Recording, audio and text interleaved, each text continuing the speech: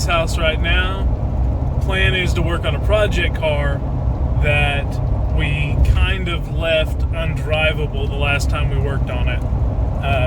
I'll catch y'all up when we get there. We've still got another hour or so stay tuned.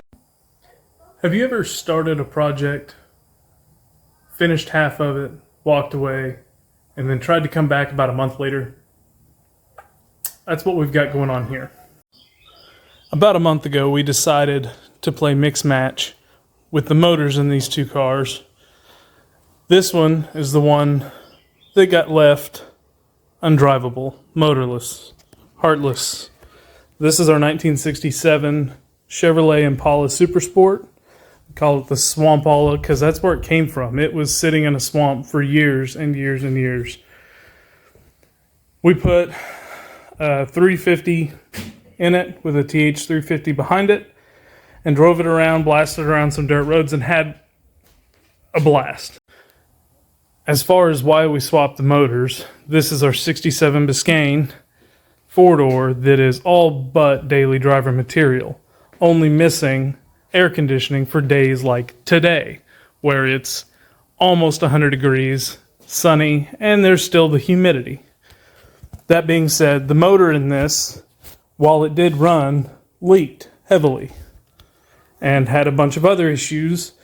The issues were easily solved by doing a simple motor swap.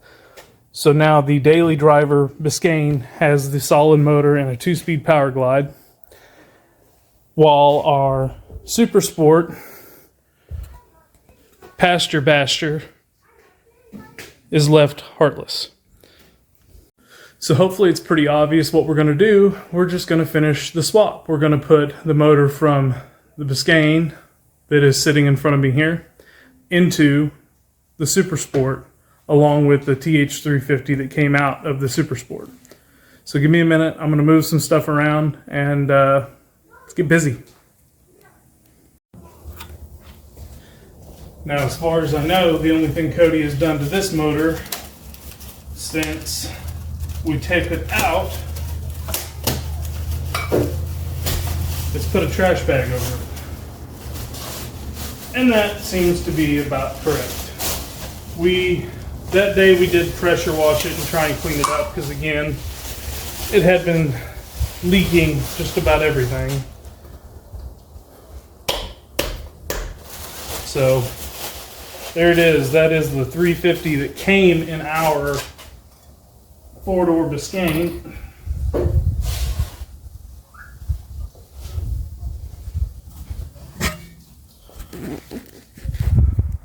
Pretty much exactly how it was when we got it. He did put Moroso blue valve covers. I think those are the anodized style. Very cool. But it's just a worn out 350 that has quite a bit of blow-by and leaks. But it's going to be perfect for the Pasture Basher that is the Swampala. So back to what I said about starting and stopping projects. I haven't been filming a whole lot of this because being that it was at least a month ago that we started this process, he's reorganized the shed entirely. I know a spin around doesn't show you anything and it doesn't tell you much because you ain't seen it before. It's a lot nicer. That being said, the parts aren't just on the floor like I thought they'd be. So I got the balancer on. I'm looking for the water pump. Going to get it on and then take stock and see where we're at about getting that motor in. Hang tight. Well, that took entirely too long. Found the water pump. Couldn't find the gaskets. Found the gaskets. Couldn't find the bolts. Found bolts that work. So here's where we are. I think at this point I'm going to rip it down off the stand, get the torque converter and the transmission, get the transmission and engine mounted up. They're going in at the same time.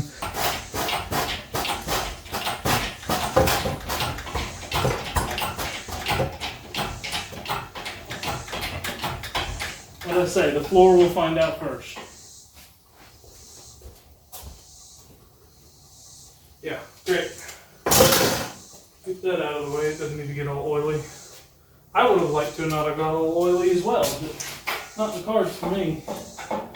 I am going to set this bad boy down all the way for a moment to collect my thoughts and make sure I'm not forgetting something else. That sounded like good cracking. That's what you want. Sure, it was just dirt on the floor, right? Right. If you're gonna make a mess, know a few things and try to do a few things. Know it's gonna be messy, especially with ATF. Hate that stuff. Second, be sure when you do it, you don't do it at your house. Check. And third, do it where you're not gonna be working.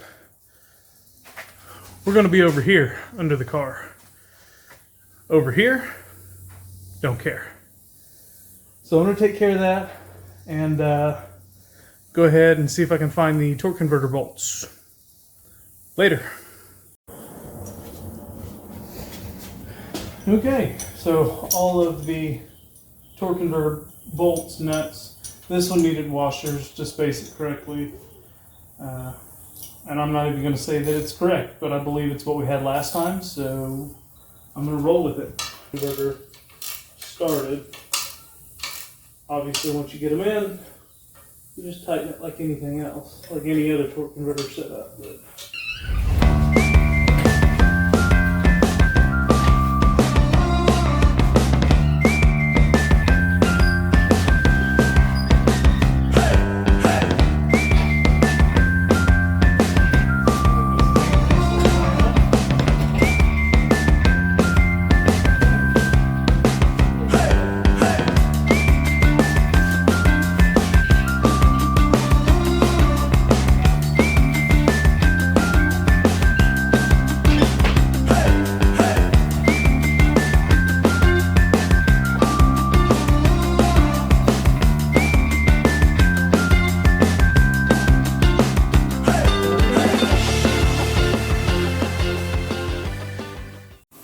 couldn't get much better timing. Cody just pulled up.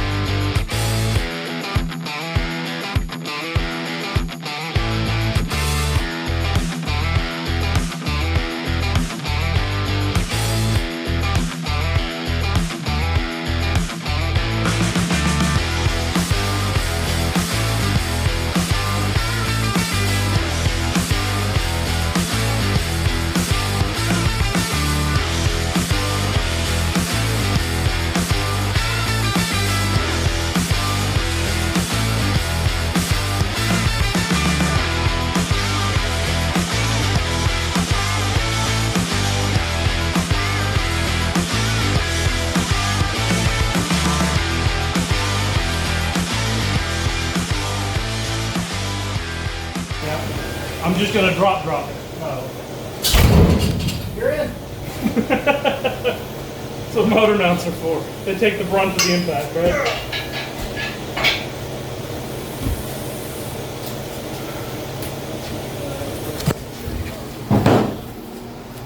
Okay, engine and transmission are in. So I guess from here we're gonna throw the carb on.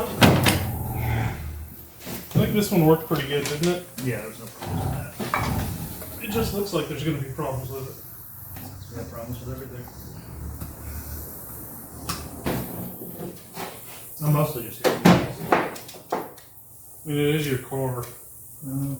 You're the one that convinced me to disassemble them both. Also, do you remember how much water we got inside this engine? I know it turns over. Although I did have to use a pry bar and pry it over. It's probably because there's a dirt dog nest in there. Maybe. They're about to have a really bad day.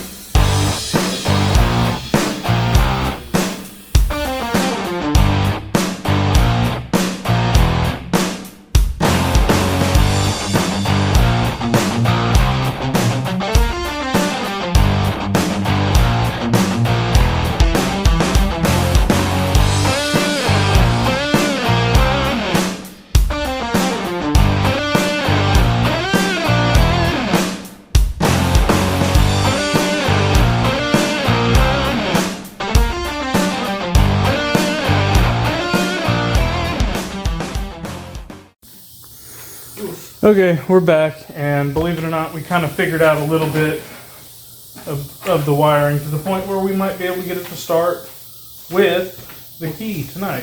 We think we figured out the wiring. We didn't test any of it. Well, we're going to hook it up and test it. We're just assuming. I don't know. Should be good. So you got more than enough here. Yeah, so we just need to get down to the starter. Hurry up.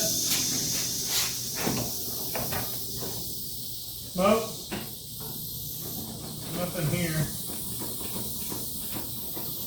Check the wire in the back of the. No, nothing. Okay.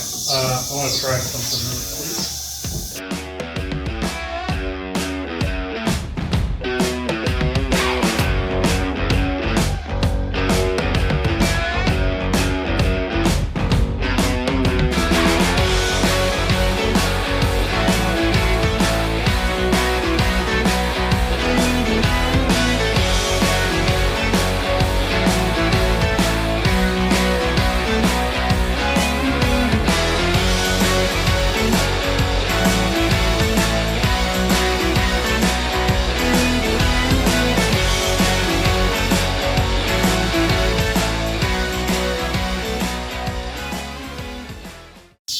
Okay, so we're ending this one here as far as the swamp ball is concerned. We've got more wiring issues than we're willing to work through in one night.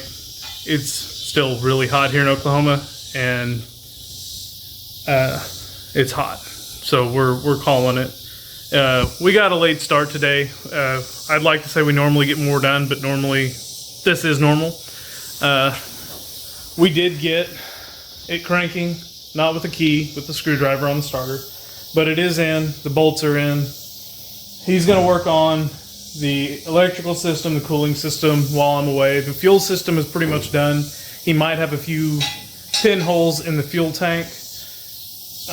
That's just what happens when you use original or very old parts. So, but it gets the fuel cell over by the other car ready for whatever we have next. It might end up going in that 70 Nova. For all intents and purposes, we're done with this, but we will be back on it. We will get this running and driving again. And it'll be fun again one day. Okay, so real quick, I wanted to hit a couple of points. While no, we did not get the Super Sport running or driving, we did accomplish what we set out to do, which was get the engine stand and cherry picker from his house to mine. And the reason for that is because I've got some goals and some things I need to get done that I need those tools for. So first and foremost, I want to big block swap my 67 Bel Air. I've wanted to do it for a while. I actually have the engine. It's just in a vehicle, not at my house at the moment. So I do need those to get the biggest goal that I have. It's for this year, next year. I've got a 1-year goal. The No Name Nationals is happening next month in Missouri, and while there is no chance of me being able to get to that this year, I do think it's still a decent goal for a 1-year goal to have it done in a year. So I've got a big block 454 and a 4-speed that I'd like to put in that car, and I'd like to take it to No Name Nationals. Also, for No Name Nationals, we need 500 subscribers to make it. So 1 year, the car done, the channel grown to 500 subscribers. Can we do it? You tell us. So that being said, there's plenty of content coming It's just the time and the money. And some of the money is covered. Like I said, got parts. That's the 4-speed line behind me on the cart, torn apart. So it's coming. For now, enjoy some clips of driving around in that 4-door Biscayne. Thanks.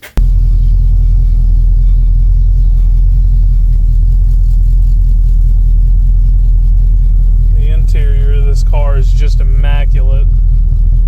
I say that, I'm comparing it to